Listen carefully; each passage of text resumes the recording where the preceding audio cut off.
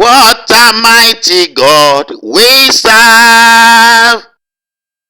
What a mighty God we serve. Heaven and earth adore, even angels bow before him. What a mighty God we serve. We are serving a living God. I know you are serving a living God. Ọlọ́run alààyè là ń sìn. Mo kí àwa ọmọ Ọlọ́run alààyè pé a kú ọjọ́ tòní. Ṣáájú ohun gbogbo, ẹ jẹ́ ká gbàdúrà. Bàbá oníṣẹ́ àrà, Ọlọ́run àgbáyé, ẹ ṣé aláàánú ènìyàn. Ẹ ṣé fún àánú yín tẹ́ tó fi ránṣẹ́ sí wa lónìí. A máa yìn ọ́ lógo, gbọpẹ́ wa. A dúpẹ́ fún àlàáfíà yín nínú ayé wa. Ẹ jẹ́ á dààmú, ẹ jẹ́ á jèrè ìtìjú, ẹ jẹ́ á pàdánù àwọn ẹ̀bùn rere tí ẹ fi jíǹkí wa láyé. Ẹ ṣé o, bàbá ológo tó ní ògo, máa gbògo lọ. Nítẹ̀ṣẹ̀ ẹ dáríjì. À ń lọ nínú ọ̀rọ̀ rẹ. Ẹ jẹ́ kí ọ̀rọ̀ yín kó jẹ́ ìmọ́lẹ̀ sí ipa ọ̀nà wa. Ká lè máa yìn ọ́, ká lè máa ṣe yín lọ́ba. Jésù Olúwa wa. Àmín. Àwa ọmọ Ọlọ́run alààyè, gbólóhùn tó jáde láti ọ̀run wá nínú ìwé Àìsáyà chapter 60 verse 1 tí mo pè ní dìde tan ìmọ́lẹ̀. Ọ̀pọ̀ ló ti ń béèrè ìbéèrè pé báwo làwọn ṣe fẹ́ ṣe àṣeyọrí láyé. Abrahamu ṣe àṣeyọrí.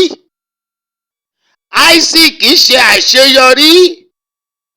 Jacob ṣe àṣeyọrí. Bẹ́ẹ̀ làwọn ènìyàn Ọlọ́run tí ń bẹ nínú ayé nígbà tiwa ni wọ́n ṣe àṣeyọrí. Àti àwọn tó ṣì wà láyé àtàwọn tí wọ́n ti lọ.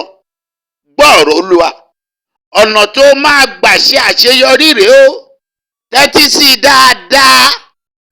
Tí o bá rí ọ̀rọ̀ yìí gbọ́, mo kí ọ kú oríire. Àṣeyọrí rẹ ti dé. Àlàjá rẹ ti tẹ̀ ọ́ lọ́wọ́. Farabalẹ̀ gbọ́. Tí o bá fẹ́ ṣe àṣeyọrí láyé, o ní láti dìde kúrò ní ibi tí o wà. O ní láti gbé ìgbésẹ̀ láyé. O lè jókòó síbì kan kó sọ pé o fẹ́ ṣe àṣeyọrí. Kò ṣeé ṣe kí ènìyàn wà láì ní iṣẹ́, o kọ́ṣẹ́, o kàwé, o ṣòwò, o wá ní o fẹ́ ṣe àṣeyọrí. Kò lè ṣe àṣeyọrí o. Ìwé Àìsáyà chapter 60 verse 1, ẹ gbọ́ ohun tó wí. Dìde tan ìmọ́lẹ̀, nítorí ìmọ́lẹ̀ rẹ dé, ògo Olúwa sì yọ lára rẹ. Dìde tan ìmọ́lẹ̀, nítorí ìmọ́lẹ̀ rẹ dé, ògo Olúwa sì yọ lára rẹ. Tí o bá fẹ́ kí ògo Olúwa yọ lára rẹ, tí o fẹ́ ṣe àṣeyọrí, tí o fẹ́ tan ìmọ́lẹ̀ láyé, torí ẹ̀dá tí ó bá tan ìmọ́lẹ̀, ògo rẹ̀ ti jáde nìyẹn. Ó ti lo àlùyọ, ó fẹ́ ṣe àṣeyọrí, ó ní láti dìde. Ó lè jókòó sójú kan kó ní ó fẹ́ ṣàṣeyọrí o. Bí ó bá ṣe ń ṣiṣẹ́ náà pẹ̀lú, wà á tún máa ṣiṣẹ́ àdúrà fi kún. Nítorí pé ilé ayé tèmi àti rẹ wà yìí, ó lè jókòó lásán kò ní ó fẹ́ ṣe àṣeyọrí. Ẹlòmíì á jókòó á máa ka sáàmù. Mo gbójú mi sórí òkè wọn ni. Ibo ni ìrànlọ́wọ́ mi yóò àti wá? Ìrànlọ́wọ́ mi tí ọ̀dọ̀ Olúwa wá tó dá ọ̀run àti ayé. Bẹ́ẹ̀ ni ìgbàgbọ́ nìyẹn, ó dá lótìtọ́. Ṣùgbọ́n ìgbàgbọ́ láìsí iṣẹ́ òkú ni. James 2 verse 14 to 26. Bíbélì sọ pé kì í ṣe nípa ìgbàgbọ́ nìkan la dá Abrahamu láre, pẹ̀lú iṣẹ́ la fi dá Abrahamu láre. O ní láti tẹpá mọ́ṣẹ́ rẹ o. Bó jẹ́ iṣẹ́ télọ̀ ló kọ́ dáadáa. Bó jẹ́ iṣẹ́ bricklayer ló kọ́ dáadáa. Kó mọṣẹ́ dojú iṣẹ́. Kó wá máa gbàdúrà ní ọ̀dọ̀ Ọlọ́run. Òun ló lè fi ṣe àṣeyọrí láyé. Bí ẹ̀dá ò bá níṣẹ́ lọ́wọ́, kò sí ohun tí Ọlọ́run máa bùkún lọ́wọ́ rẹ̀. God bless me, God bless me, tá máa ń wí. God can never bless you without seeing work in your hand. Gbogbo àwọn tí Ọlọ́run bùkún ní Bíbélì náà níṣẹ́ tí wọ́n ń ṣe. Ó kàn lè dédé dé kó sọ pé ò ní ṣiṣẹ́, kó wá máa sọ pé kí Ọlọ́run kó bùkún rẹ̀. Jésù ní bàbá mi tí ń bẹ lọ́run ṣiṣẹ́, torí náà èmi náà láti ṣiṣẹ́. You have to work. O ní láti ṣiṣẹ́. Gbọ́ ọ̀rọ̀ mi lọ́jọ́ tòní. Àwa ènìyàn, iṣẹ́ ọwọ́ Ọlọ́run ni wá. Ọlọ́run fúnra rẹ̀ ṣiṣẹ́. Iṣẹ́ ni oògùn ìṣẹ́ o. Ọjọ́ 6 ni Ọlọ́run fi ṣiṣẹ́. Ọ̀kan pàtàkì làwa ènìyàn jẹ́ nínú àṣeyọrí Ọlọ́run. O ní láti tẹpá mọ́ṣẹ́ kí o bá lè rí ọ̀nà lọ láyé, kí o bá lè ṣe àṣeyọrí. Bí ènìyàn gbàdúrà láti èní di ọ̀la, tí ò bá níṣẹ́, kò sí ohun tí Olúwa fẹ́ bùkún lọ́wọ́ rẹ̀. Gbọ́ ọ̀rọ̀ Olúwa. Fún àpẹẹrẹ, ẹnu iṣẹ́ ni Jésù bá Pétérù ti ṣiṣẹ́ láti òru. Ó ti dé odò, ṣùgbọ́n kò rẹ́jà pa. Ṣùgbọ́n ìgbà tí Jésù dé lówùúrọ̀, ó bá lẹ́nu iṣẹ́ ni o. Ó tó wá bùkún rẹ̀.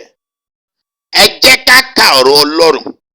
Ìwé ìyìnrere ti Lúùkù orí 5 láti ẹsẹ̀ 2 dé 4. Ẹ gbọ́ bí ó ti wí. Ó rí ọkọ̀ méjì tí wọ́n gùn létí adágún, ṣùgbọ́n àwọn apẹja sọ̀kalẹ̀ kúrò nínú wọn, wọ́n ń fọ àwọ̀n wọn. Ó sì wọ ọ̀kan nínú àwọn ọkọ̀ náà tí í ṣe ti Símónì. Ó sì bẹ̀ kí ó tẹ̀ sí ẹ̀yìn díẹ̀ kúrò ní ilẹ̀. Ó sì jókòó, ó sì kọ́ ìjọ ènìyàn látinú ọkọ̀ náà. Bí ó sì ti dákẹ́ ọ̀rọ̀ sọ, ó wí fún Símónì pé, tì í sí ibú, kí o sì ju àwọ̀n yín sí ìsàlẹ̀ fún àkópọ̀. Ṣé ẹ ti wá rí i pé bí Ọlọ́run bá iṣẹ́ lọ́wọ́ ènìyàn, a máa rọrùn fún àṣeyọrí. Àṣeyọrí á wáyé arákùnrin àti arábìnrin o nílò àti ṣiṣẹ́ o.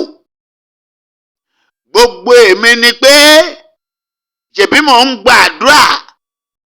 Ò ń gbàdúrà ní tòótọ́, ṣùgbọ́n àdúrà máa tètè ṣiṣẹ́ nígbà tí o bá ṣiṣẹ́ kún. Bàbá mi Jósẹ́fù Ayọ̀délé Babalola, ìdí iṣẹ́ ni Ọlọ́run ti pè é. Bí tó ti ń wá kátákátá, màmá àti bàbá, ìwọ ìránṣẹ́ Ọlọ́run alààyè, ẹ jẹ́ ká tẹpá mọ́ṣẹ́. A kì í bọ̀ lẹ́lẹ́nu iṣẹ́ àná. Ẹ jẹ́ ká tẹpá mọ́ṣẹ́. Ká tẹpá mọ́ṣẹ́ Olúwa náà pẹ̀lú. Yóò dára fún èmi àti rẹ o. Ògo Ọlọ́run yóò farahàn nínú ayé wa. Lórúkọ Jésù. Ẹ jẹ́ ká dìde. Ká tẹpá mọ́ṣẹ́. Ká bá lè tàn mọ́lẹ̀. Ká bá lè ṣe àṣeyọrí láyé. Èyí ni ọ̀rọ̀ tí a fi rán mi sí wa. Yóò dára fún wa. Jésù ni Olúwa. Ẹ ṣé púpọ̀. Thank you. Wow. Please subscribe to our YouTube channel at Online 30 TV for music, prayers, messages, movies by Evangelist James Adeniyi, aka Kinikinse. God bless you.